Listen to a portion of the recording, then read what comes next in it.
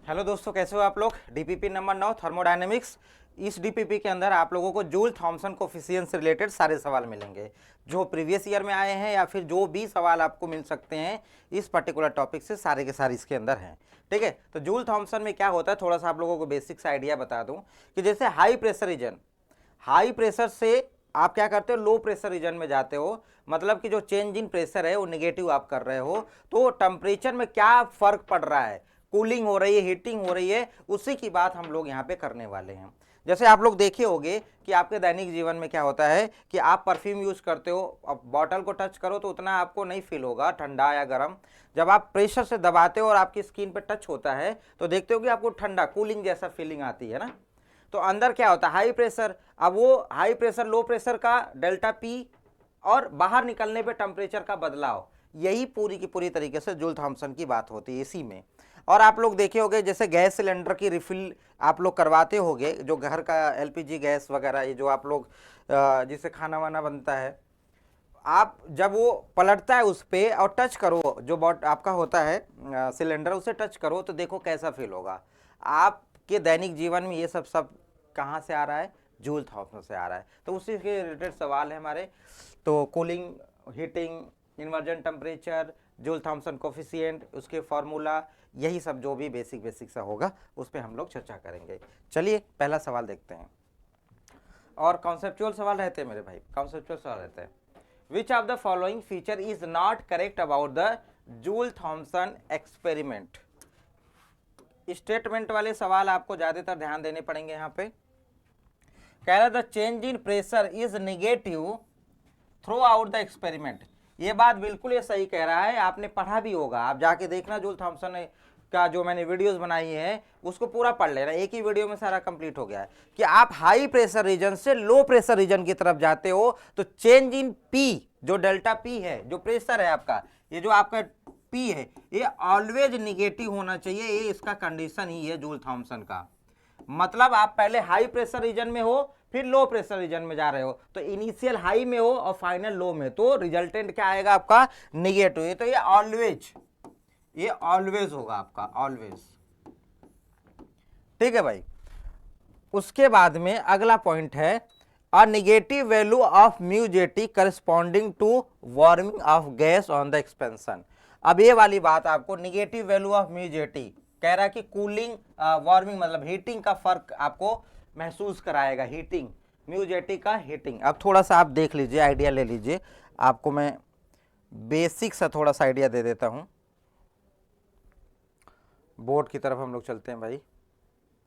देखिए जो हमारा म्यू जेटी है, इसी में आप पूरा का पूरा समझ लीजिएगा। जो हमारा म्यू जेटी है वो क्या होता है, टेम्परेचर में बदलाव किसके साथ में, प्रेशर के साथ में, आइसोएंथैल्पिक प्रोसेस में, ये हमारा म्यू जेटी होता है भाई।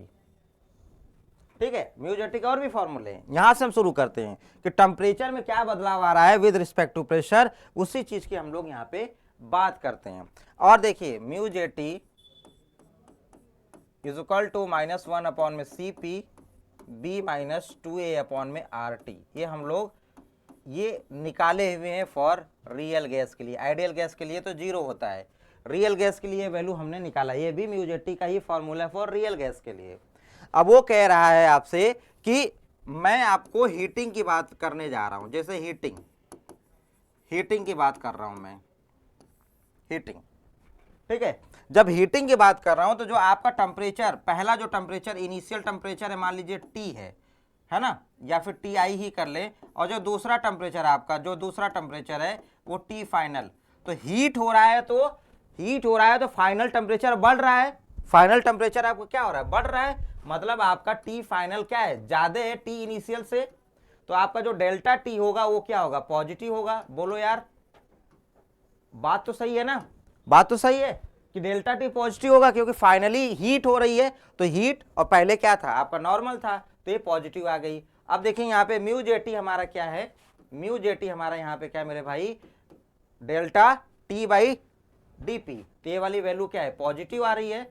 और ये वाली जो वैल्यू है ऑलवेज हमने क्या बोला है, negative, always negative. It means कि मैंने यहाँ पे क्या लगा दिया, ऑलवेज निगेटिव। अब प्लस माइनस से क्या हो जाएगा, निगेटिव ही वैल्यू आएगी ना, बोलो यार, ये म्यू जे टी क्या आएगा, निगेटिव ही तो आएगा। निगेटिव का मतलब क्या हुआ, लेस देन जीरो। तो अगर mu J T less than zero आ रहा है तो हीटिंग, तो क्या होगा, हीटिंग, वार्मिंग। अगर यही mu J T greater than zero आता तो क्या आता, कूलिंग होती। तो यही बात ये दूसरा स्टेटमेंट में कह रहा है आपसे। दूसरा स्टेटमेंट यही तो कह रहा है आपसे कि negative value of mu J T corresponding to warming. ये बात आपने देख ली। अगर यही पॉजिटिव वैल्यू आती तो कूलिंग का आभास होता आपको। क्लियर है बात। थर्ड पे आते हैं। The process is adiabatic isoenthalpic and also called throttling process. ये एक बार पूछा गया सवाल है कि थ्रॉटलिंग प्रोसेस, तो ये थ्रॉटलिंग प्रोसेस आपका इसी में आता है, जूल थॉमसन की जगह पे ही आता है। और आइसोएंथैल्पिक आपने देखा था यहाँ पे कि dt बाई आपका dp at constant h, enthalpy को कांस्टेंट किया था, प्रोसेस एडियाबैटिक था। तो इसका मतलब है कि ये भी आपका क्या सही है, the process is adiabatic isoenthalpic and also known as throttling process. ये ध्यान रखिएगा, एक बार पूछा गया सवाल है ये। ठीक है, तो ये भी बात सही है, आपसे पूछा जा रहा है, इनकरेक्ट बताइए। If attraction part dominant over repulsive part then gas does not liquefy. किसी भी गैस की लिक्विफिकेशन के लिए उसका अट्रैक्शन वाला पार्ट जो ए है, ए, आप ए की बात ना, फोर्स ऑफ अट्रैक्शन, वो अगर ज्यादा हो रहा है तो वो गैस लिक्विफाई होती है। और यहां पे कह रहा है कि अट्रैक्शन पार्ट अगर डोमिनेंट हो रहा है तो गैस डज नॉट लिक्विफाई। ये गलत कह रहा है। अट्रैक्टिव फोर्स अगर बढ़ रहा है मतलब ए की वैल्यू अगर बढ़ रही है तो आपका वो गैस लिक्विफाई होती है। तो ये यहाँ पे ये गलत स्टेटमेंट है, इसलिए ये सही हो जाएगा। ये आपको गैसेस में भी मिला होगा और आपको ये जब इंटरनल प्रेशर आप पढ़ रहे थे थर्मोडायनेमिक्स में वहाँ पे भी आया था, जब आप ये पढ़ रहे थे पाई आई इंटरनल प्रेशर, वहाँ पे भी ये आपको मिला था कि कौन सी गैस लिक्विफाई होगी कौन सी नहीं होगी। ठीक है भाई, आसान है। चले देखिए सवाल number 2। For air 300 kelvin mu J T की वैल्यू दिया हुआ है। फिजिकल केमिस्ट्री की खूबसूरती यही होनी चाहिए कि जो डेटा गिवन है पहले वो आप नोट कर लिया करो, गिवन डेटा, और क्या फॉर्मूला हो रहा है उसमें लगने वाला है उसको यूज़ कर लिया करिए, ख़त्म कहानी। म्यू जे टी बराबर कितना है, 0.173। ठीक है, और एक्सपेंशन कैरिड आउट फ्रॉम इतना, प्रेशर देखो 50 एटीएम से कहाँ तक, 1 एटीएम तक आया। मतलब हमारा जो डीपी है, डीपी क्या है, माइनस का 49 एटीएम है ना, 1 माइनस 50 कितना हो जाएगा, माइनस का 49। डीपी लिखा हूं मैं, है ना, 50 माइनस 1, क्लियर है, DP minus 49, always negative. Then final temperature आपसे पूछा गया, इफ इनिशियल टेम्परेचर दे रखा है, मतलब आपको T1 दे रखा कितना, 300 केल्विन, 300 केल्विन T1 दे रखा है और आपसे T2 पूछा हुआ है। तो इस तरीके के छोटे मोटे न्यूमेरिकल्स आपको दिए जा सकते हैं। तो आपको मालूम है कि म्यू जे टी बराबर हमारा क्या होता है, चेंज इन टेम्परेचर dP। ये अब इसको मैं ऐसे भी लिख सकता हूँ T2 माइनस T1, और नीचे हमारा dP कितना है, -49, और इसकी वैल्यू गिवन कितनी, 0.173। ठीक है भाई, ये गिवन है 0.173 गुड़ा -49 is equal to T2 minus 300। ठीक है भाई, अब इसको देख लें एक बार, गुणा कर लें 0.0 ये छोटे मोटे सवाल भाई पूछा जा सकता है, इसमें दो राय नहीं है कि आपके एग्जाम में कैलकुलेटर है या नहीं है अलाउ, इतना तो आपको मैनुअली करना पड़ेगा, है ना। 49 तो यार है माइनस का 8.477 और ये प्लस 300 बराबर T2। तो इसमें से मैं क्या कर दूं, 300 ये 292 आ रहा है भाई। ठीक है, T2 बराबर 292 केल्विन, 292 केल्विन। यहाँ पे देखिए 300 से 292 आ गया, 300 से 292 आ गया, टेम्परेचर घट गया आपका। तो बात समझ में आई। क्या करना था, यहीं से आपको उठा लेना था। ये कभी कभी डायरेक्ट आपसे पूछता है, ऐसे कह देगा कि mu J T joule Thompson का कौन सा इसमें फॉर्मूला सही है। और ऐसे लिख देगा dp/dt एट कांस्टेंट h, ऐसे भी लिख देगा तो ये गलत है। ठीक है, तो ध्यान रखिएगा, बिल्कुल गलतियां यहीं से होंगी आपकी। थर्ड नंबर पे आइए, the relation between critical temperature, inversion temperature और बॉयल टेम्परेचर। ये 50 बार पूछे जाने वाले सवाल है, बहुत बेसिक सा अंतर होता है, इसको देख लीजिए, इसका फॉर्मूला अपने माइंड में रखे रहिएगा भाई, ये बार बार पूछा जाता है। अब इन्वर्जन टेम्परेचर का फॉर्मूला जो होता है Ti equal to 2A upon में RB होता है मेरे भाई, याद रखिएगा। बॉयल टेम्परेचर का आपका होता है TB equal to A upon में RB होता है, याद रखिएगा। और आपका क्रिटिकल टेम्परेचर जो होता है वो आपका होता है 8/27 गुणे A अपॉन में RB। ठीक है, तो यहाँ पे देख रहे हो, यहाँ पे 2 टाइम्स ऑफ A अपॉन में RB है, 1 टाइम ऑफ A अपॉन में RB है, और 8/27 मतलब बहुत ही कम है। तो इसका मतलब क्या हो गया, इस फॉर्मूले के हिसाब से देखा जाए तो Ti सबसे ज़्यादा, फिर आपका T बॉयल, फिर T critical, IBC, KBC, IBC, IBC, IBC, KBC, है ना, कौन बनेगा करोड़पति। ये याद रखिएगा, आपसे आपको Ti और Tb का भी रिलेशन दे दे कि भैया बता दो, तो देखो यहाँ पे 2 टाइम्स ऑफ A अपॉन में RB, तो यहाँ पे Ti आपका क्या है 2 गुणा Tb है। ऐसे भी पूछ दे कि रेशियो ऑफ Ti और Tb, रेशियो दे दे भैया, ऐसे Ti और Tb का रेशियो बता दो क्या होगा, यहाँ पे खाली जगह दे दे, 2 लिखना पड़ेगा आपको। क्लियर है ना, ऐसे सवाल पे गलती मत करिएगा। ठीक है भाई, चले आगे, चलिए। तो यहाँ पे IBC कौन सा है, IBC ये है आपका बी ऑप्शन है। 4 नंबर पे आते हैं, what is the inversion temperature for, इसके लिए इन्वर्जन टेम्परेचर का वही फॉर्मूला अगर आपको मालूम ना हो तो आप गड़बड़ कर दोगे।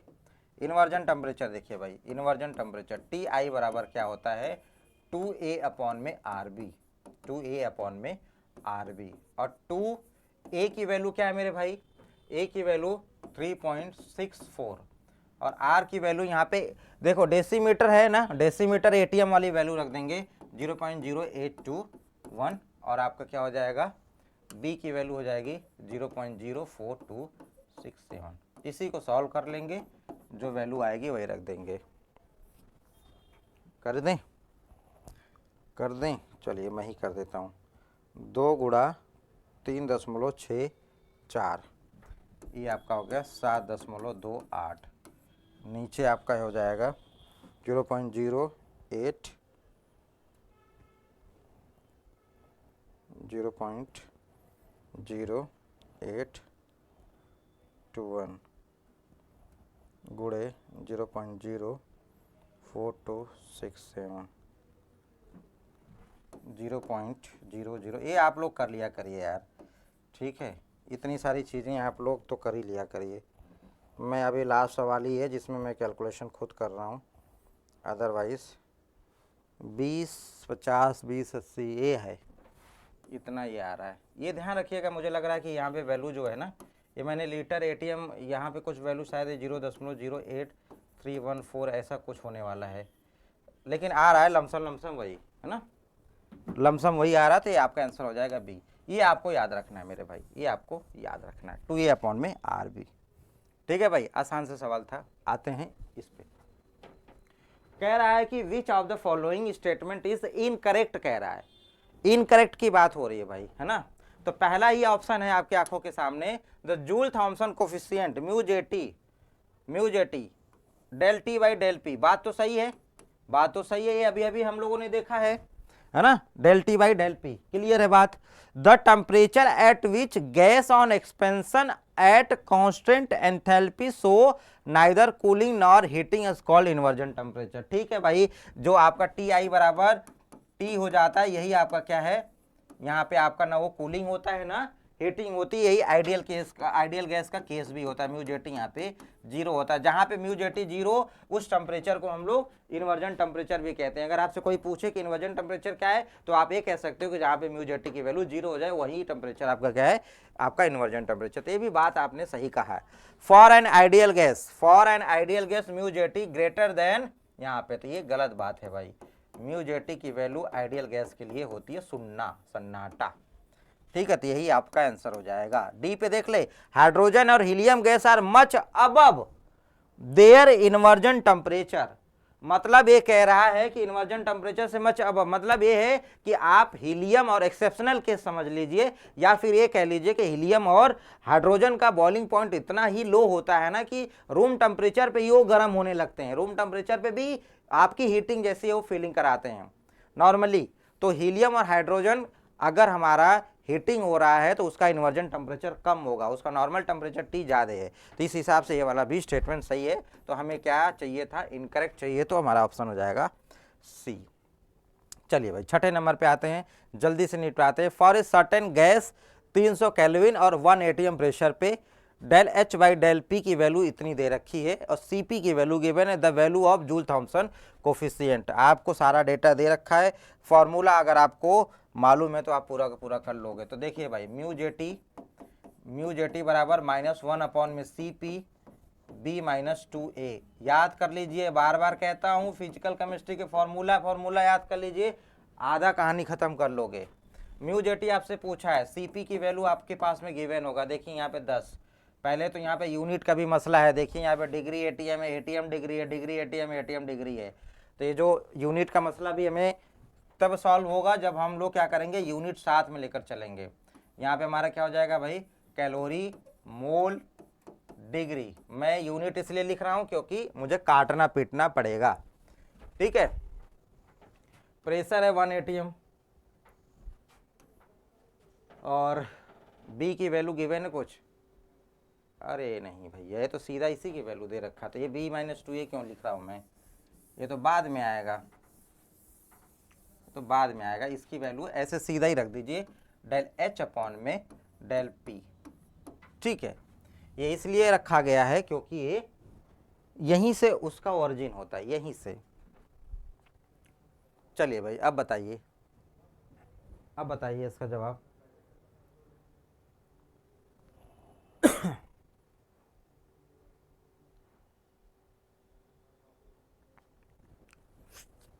इसकी वैल्यू गिवन है आपको और इसकी वैल्यू गिवन है, ये आपका ओरिजिन ही है, यहीं से आया हुआ है ना। -1 अपॉन में सीपी यहाँ पे 10, कितना यूनिट जरूर लिखिएगा, यूनिट से आपको दिक्कत नहीं आएगी, पर मोल पर डिग्री है ना। और इसकी वैल्यू गिवन है, इसकी वैल्यू कितनी गिवन है, देखिए यहाँ पे वैल्यू दिखता हुआ नजर आ रहा है, -10 कैलोरी पर मोल पर एटीएम, ये आपको दिख रहा है भाई, पर मोल पर एटीएम। द वैल्यू ऑफ इसका पूछा है आपसे। अच्छा ये 1 अपॉन में सीपी है ना यार, 1 अपॉन में सीपी है तो ये 1 बटा लिखिए भाई, गलती हो रही है ना, सीपी की वैल्यू थोड़ी है, -1 अपॉन में सीपी है तो 1 बटा सीपी गुड़ा ये गुड़ा ऊपर रखिए, ये गुड़ा ऊपर रखिए। वैल्यू पुटअप करने में गलती नहीं होना चाहिए, मेरे से हो रही है तो आप ना करिए भाई, आप हमारे से समझदार हो तो आपको गलती नहीं करना है, आपका गलती माफ़ नहीं होगा, मेरा गुनाह माफ़ है। देखिए भाई पर मोल से पर मोल गया, पर मोल से पर मोल गया, कैलोरी से कैलोरी गई, 10 से 10 गया है ना, बचा क्या -1, अरे अच्छा आगे माइनस है ना, ये माइनस देखो, माइनस प्लस, ये वाला माइनस और इसकी वैल्यू माइनस प्लस, बचा क्या, ये डिग्री पर डिग्री और एटीएम। तो आपका ये क्या आ रहा है, यूनिट आ रही है डिग्री एटीएम पर एटीएम। कोई है क्या डिग्री पर एटीएम वाला, देखो पहला ही ऑप्शन है, ये पर डिग्री था ना, ऊपर जाएगा तो क्या हो जाएगा डिग्री, और यहाँ पे एटीएम पर एटीएम बचा ही है, ठीक है भाई। ये माइनस देखो मैंने 2-3 बार गलतियां की, ये गलती आपसे भी हो सकती है, ध्यान रखिएगा कि डेटा में दे रखा है, मैं जल्दीबाजी में देखो 1 अपॉन में सीपी भूल गया, सीपी लिख दिया, मैं देखो गलती से यहाँ पे -1 लिख दिया, इस माइनस को भूल गया। तो ये जो मेरी गलतियों से सीख लेना मेरे भाई, वहाँ मत कर लेना। अभी फिलहाल के लिए आप लोगों को यूनिट और छोटे मोटे मिस्टेक पे काम करना है, उधर फिर बाद में आई मैया आई बप्पा करोगे कि थोड़ा सा गलती हो गया, माइनस लगा दिया प्लस लगा दिया, नहीं यहीं पे कर लो, यहाँ की गलती माफ़ है, वहाँ की तो फिर गए बाहर। चलो भाई बताना अब, Joule Thomson coefficient for hydrogen gas at room temperature. तो मैंने क्या कहा था कि हाइड्रोजन हो या फिर हीलियम हो, हाइड्रोजन हो या हीलियम हो, रूम टेम्परेचर पे वो क्या करते हैं, हीटिंग का फीलिंग कराते हैं। और हीटिंग के लिए म्यूजेटी की वैल्यू क्या होती है, निगेटिव। अभी आपने जस्ट में शुरू ही किया था यहीं से, निगेटिव की वैल्यू आती है तो ये क्या होता है, हीटिंग होती है। और यही चीज अगर म्यूजेटी की वैल्यू पॉजिटिव होगी तो यही कूलिंग का फीलिंग कराएगा, ठंडा ठंडा कूलिंग। तो ये बात आपको समझ में आनी चाहिए। तो आप ये यहाँ पे कहाँ गया, हाइड्रोजन गैस, ये आपका हीटिंग एट रूम टेम्परेचर, ठीक है। और हीलियम भी, इनका हीलियम हाइड्रोजन का बहुत कम होता है बॉइलिंग, ठीक है मेरे भाई। तो आंसर हो जाएगा डी, आंसर हो जाएगा डी, निगेटिव। 8वें नंबर पे आते हैं, which of the following is incorrect. कह रहा था ना कि फॉर्मूला ही आपको घुमा के दे देगा कि फॉर्मूला, चलिए बता दीजिए। देखें यहाँ पे ये वाला तो आप कब से देख रहे हो कि डेल टी डेल पी, ये सही है।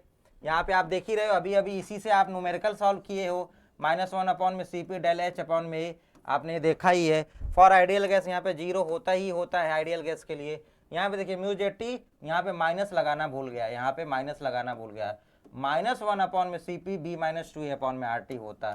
तो ये आंसर आपका सही है, माइनस नहीं लगा है यहाँ पे माइनस आपका नहीं लगा हुआ है, ठीक है। तो ये आपका अगर सही होता इक्वेशन तो ये म्यूजेटी बराबर होता है -1 अपॉन में C P B -2a upon में आर टी। ये सही सब आपका समीकरण है, इक्वेशन है।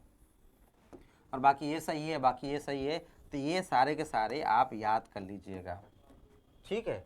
और ये म्यूजेटी ये 0 होता है। और ये क्या है, second equation of thermodynamic state, ये del H by del P at constant T. जब आप लोगों को इंटरनल प्रेशर पढ़ा रहा था उसी समय पे ये भी पढ़ाया था आपको, है ना। आइडियल गैस के लिए आपका 0 होता है। और इंटरनल प्रेशर की बात अगर हो रही है तो वॉन डेर वाल गैस के लिए इंटरनल प्रेशर की आप लोगों ने AN² अपॉन में V² ऐसा कुछ देखा था, याद रहना चाहिए सारी की सारी बातें, पुरानी चीजें मत भूल जाना, ठीक है। डायरेक्ट बात होगी।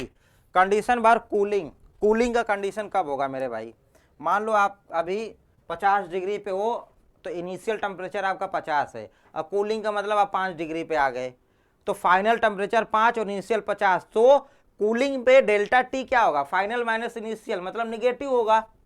कूलिंग पे अगर मैं कूलिंग की बात करूंगा तो कूलिंग पे क्या होगा, जो फाइनल होगा टी फाइनल वो क्या होगा, कम होगा टी इनिशियल से।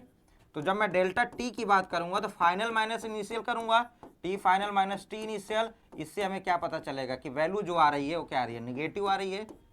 बोलो हाँ, निगेटिव आएगी। अब वैल्यू निगेटिव आएगी। और म्यू जे टी हमारा क्या होता है मेरे भाई, म्यू जे टी हमारा होता है D T by D P और एच होता है ना। और डी टी हमारा क्या है, निगेटिव, और डी पी तो हमने कहा ही आपसे कि ऑलवेज निगेटिव, तो निगेटिव निगेटिव क्या हो जाएगा, पॉजिटिव, पॉजिटिव हो जाएगा, है ना। अब म्यू जे टी पॉजिटिव है तो इन्वर्जन टेम्परेचर वाली कहानी भी मैं आपको समझा देता हूं यहीं पे। इन्वर्जन टेम्परेचर वाला भी मामला, यही मसला समझ लें। पहले तो देखिए इसके लिए डी टी की वैल्यू क्या है, निगेटिव होना चाहिए, किसके लिए, कूलिंग के लिए निगेटिव होना चाहिए। डीपी की वैल्यू आपकी क्या होनी चाहिए, निगेटिव होनी चाहिए। और म्यू जे टी की वैल्यू पॉजिटिव होनी चाहिए। ये 3 बातें तो आपने देख ली, 3 बातें आपने देख ली कि ये कूलिंग का केस है, ये कूलिंग का केस है। इसी का उल्टा आपका क्या हो जाएगा, हीटिंग का केस हो जाएगा। अब बात आ रही है टी आई की। देखिए यहाँ पे डी टी निगेटिव है, डीपी निगेटिव है, निगेटिव निगेटिव, और ये पॉजिटिव है ना। तो निगेटिव मतलब ये आपका ऑप्शन ही एक ही मिल रहा है, लेकिन इस पे भी चर्चा कर लें, इस पे भी चर्चा कर लेते हैं कि T I greater than T होगा कि टी ये होगा, T greater then T I से होगा, इस पे भी चर्चा कर लेते हैं। देखिए भाई, देखिए इसको मैं रफ करके थोड़ा सा जगह बना लूं, फिर मैं आपको बताता हूं। देखिए ध्यान से, यहाँ पे म्यू जे टी की वैल्यू पॉजिटिव है, म्यू जे टी की वैल्यू पॉजिटिव का मतलब म्यू जे टी हमारा यहाँ पे म्यू जे टी पॉजिटिव मतलब ग्रेटर देन 0, और म्यू जे टी मतलब क्या होता है, -1 अपॉन में C P B -2a upon में आर टी ग्रेटर देन 0, ठीक है भाई। ये सी पी उधर चला जाएगा, ये सी पी उधर चला जाएगा, माइनस बी का मैं गुणा कर दूं तो मैं लिख सकता हूं 2a अपॉन में R T minus b greater than 0, C P उधर चला गया, ठीक है भाई। माइनस बी इधर कर दूं मैं तो प्लस बी हो जाएगा, तो इधर हो गया 2a अपॉन में R T greater than b, b इधर ले आऊं टी इधर कर दूं तो 2a अपॉन में R B greater then T, और 2a अपॉन में आर बी को हम लोग क्या कहते हैं, टी आई कहते हैं। तो टी आई हमारा क्या हो रहा है, टी से ज्यादा हो रहा है, तो ये केस हमारा काहे का है, कूलिंग का केस है मेरे भाई, कूलिंग का। तो इट मीन्स कि ये यहाँ पे हमारा टी आई क्या होगा, ग्रेटर देन टी से होगा। तो ये पूरा का पूरा चारों केस क्या है, कूलिंग का। अपने कॉपी में नोट करके रख लीजिएगा, आपसे हीटिंग आपसे कूलिंग का कंडीशन पूछ सकता है। तो ये इतनी बातें आपके दिमाग में होनी चाहिए, और म्यू जेटी का फॉर्मूला आपको मालूम होना चाहिए सारे के सारे।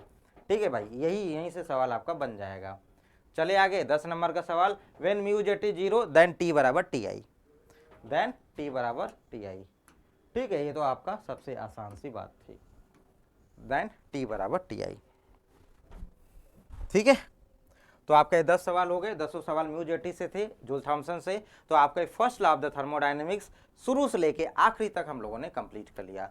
अब हम लोग कर रहे हैं, अभी थर्मोकेमिस्ट्री पे निकल रहे हैं, थर्मोकेमिस्ट्री निपटाते हुए फिर second law of the thermodynamics. तो आपका पूरा थर्मोडायनेमिक्स का पार्ट हमारा कंप्लीट हो जाएगा, उसके बाद में कुछ नए टॉपिक की तरफ हम लोग बढ़ेंगे। अभी के लिए अगर इतना कोई डाउट होता है इन सब चीज़ों में तो आप हमसे डिस्कस करिएगा।